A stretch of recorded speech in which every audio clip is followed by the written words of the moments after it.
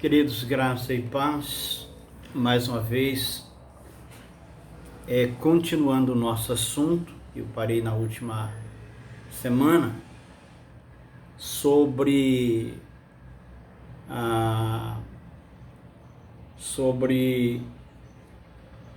escravidão coletiva e individual.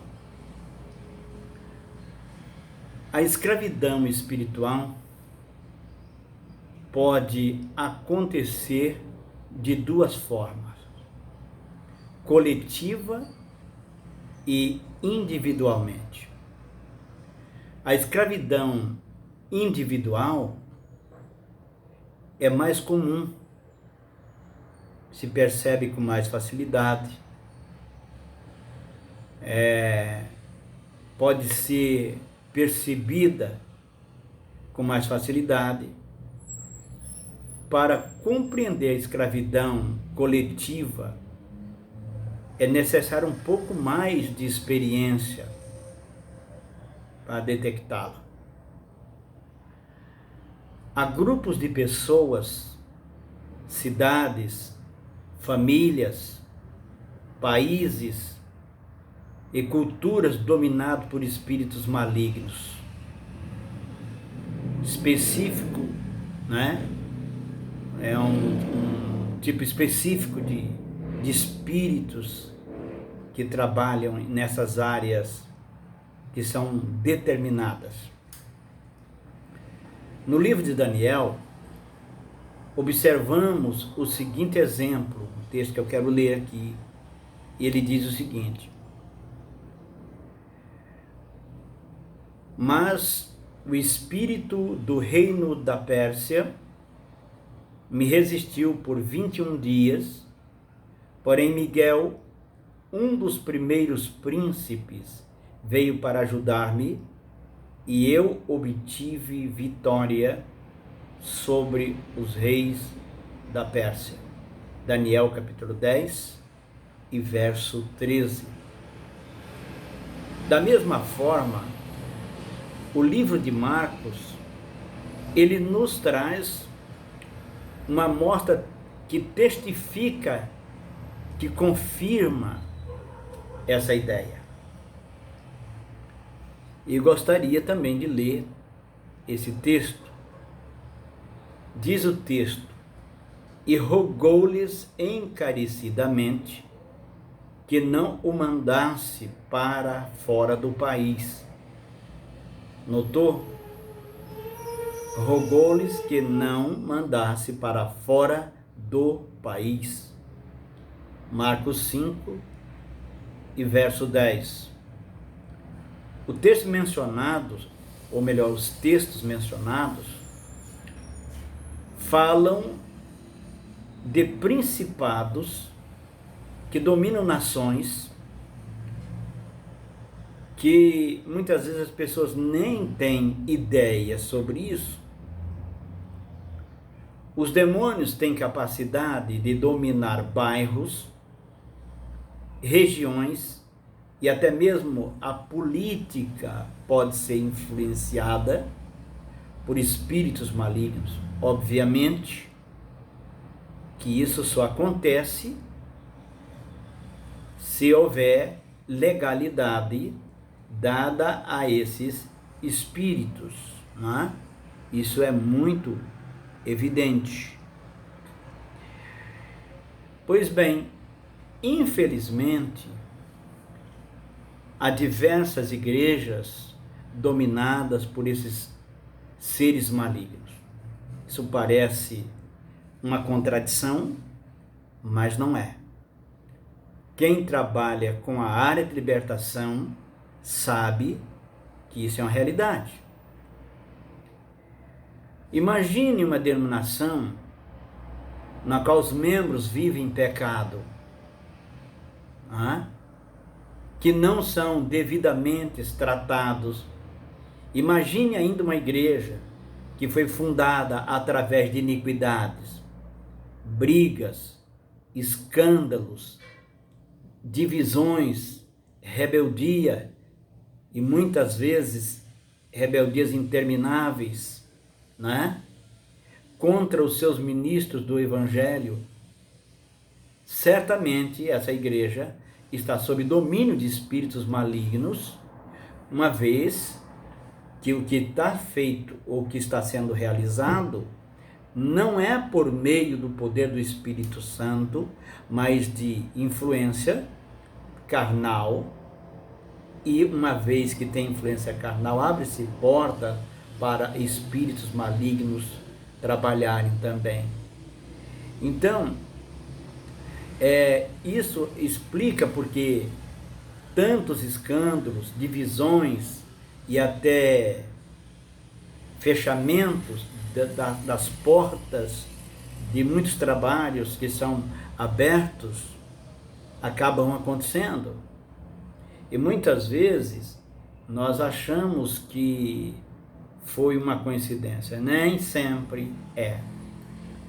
Certa época eu fui pastor de uma igreja originada por uma divisão.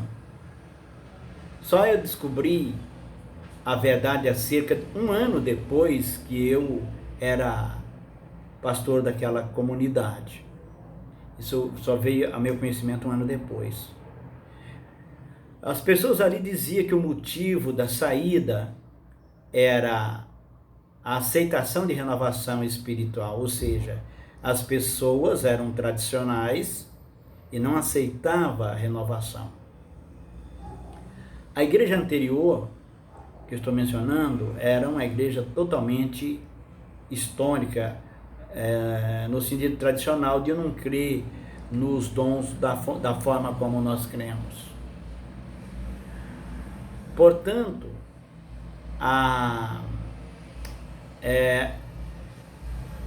eles não aprovavam então essa ideia dos dons estar em vigência. De fato, havia história da renovação, mas o real motivo da saída foi rebeldia. Um grande pecado foi cometido, porque rebeldia é pecado, e a Bíblia diz que o rebelde e o feiticeiro estão em pé de igualdade. E eu gostaria de ler, para comprovar isso, um texto da palavra de Deus que está em 1 Samuel capítulo 15, versículo 23, onde o texto diz o seguinte: porque a rebelião é como o pecado de feitiçaria, e a obstinação é como a idolatria, e o culto a ídolos do lar, visto que rejeitaram a palavra do Senhor, ele também te rejeitou a ti, para que não sejas rei, se referindo aqui a Saul.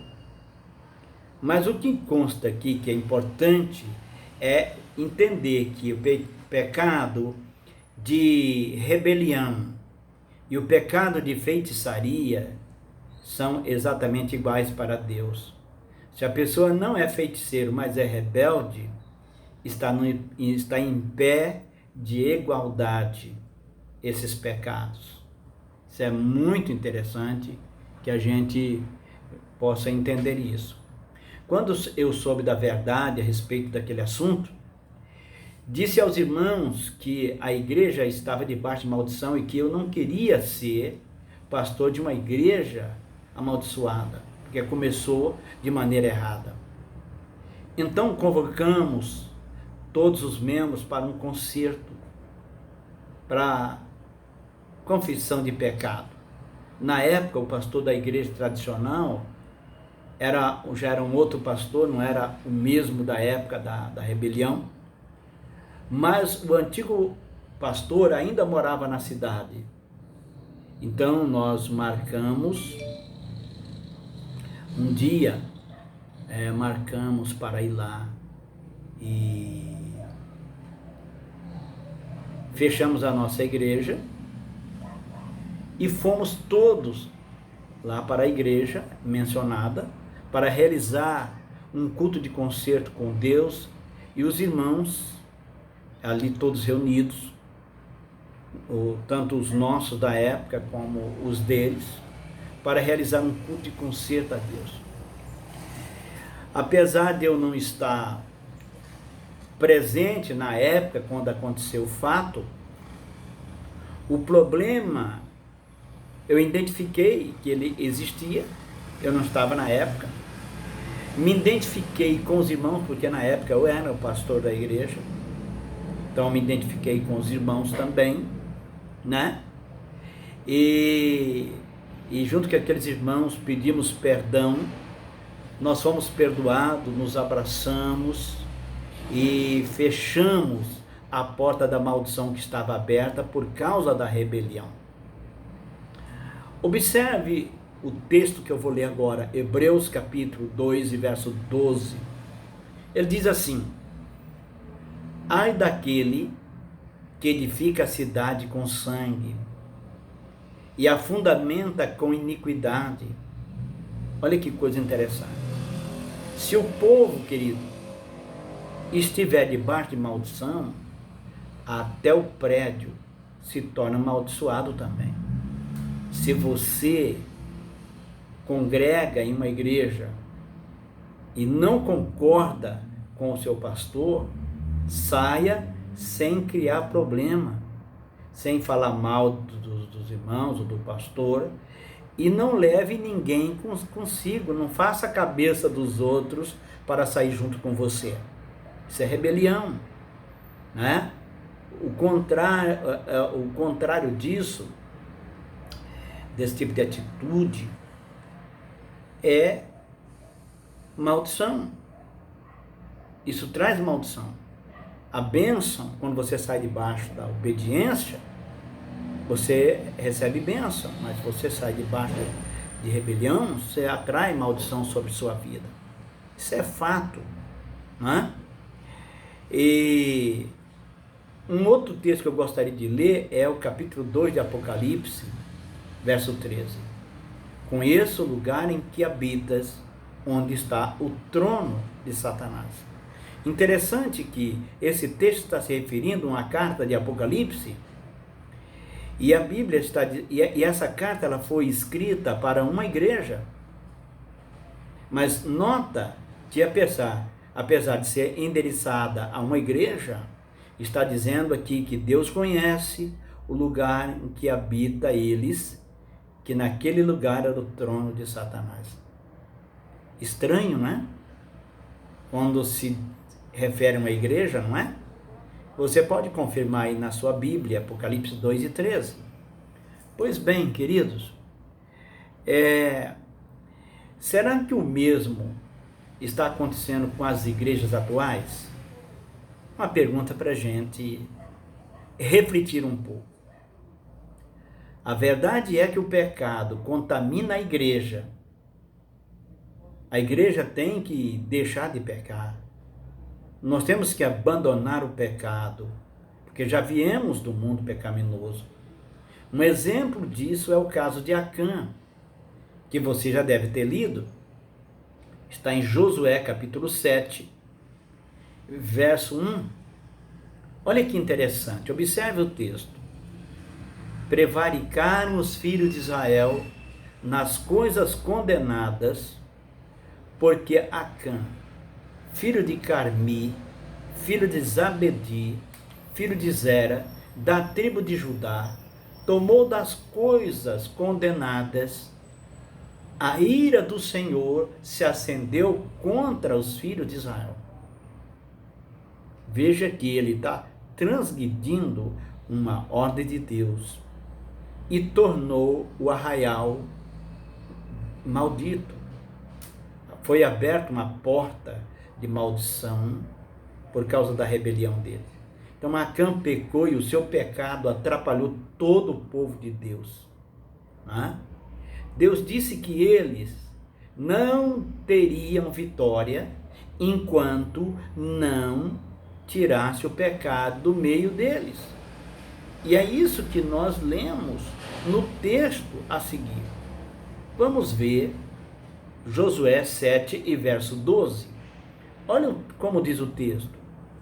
Pelo que os filhos de Israel não puderam resistir aos seus inimigos, viraram as costas diante deles, porquanto Israel se fizera condenado. Já não serei convosco, se não eliminardes do vosso meio a coisa roubada. Entendeu? Não serei convosco, se não tirardes. A causa do pecado, queridos, se nós não tirarmos o pecado da nossa vida, seja de dentro da nossa família, seja da nossa vida individual, seja da igreja que peca e não trata do pecado, as coisas podem se dar muito mal por causa da legalidade, porque os demônios, eles são legalistas. A exigência de Deus é a santidade. Igreja fundada em meio à rebeldia ou à divisão terão uma história de constantes rebeliões e divisões também. Essa cadeia, ela não terá fim enquanto não houver arrependimento e enquanto não houver perdão.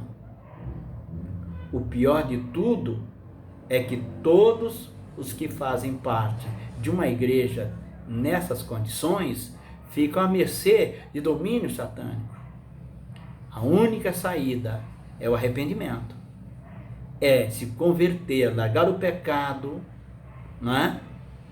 Como um todo, ou então, se aquelas pessoas não entendem que precisam se arrepender, então nós temos que procurar um outro lugar para congregar. O fato é que só há vitória se houver arrependimento, se houver pedido de perdão.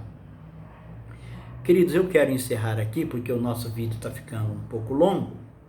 Então, eu quero denominar isso aqui da primeira parte e na semana que vem eu farei mais um pedacinho, um segundo, com esse tema falando sobre a questão da escravidão individual e escravidão coletiva. Que Deus abençoe sua vida e que você tenha muitas vitórias.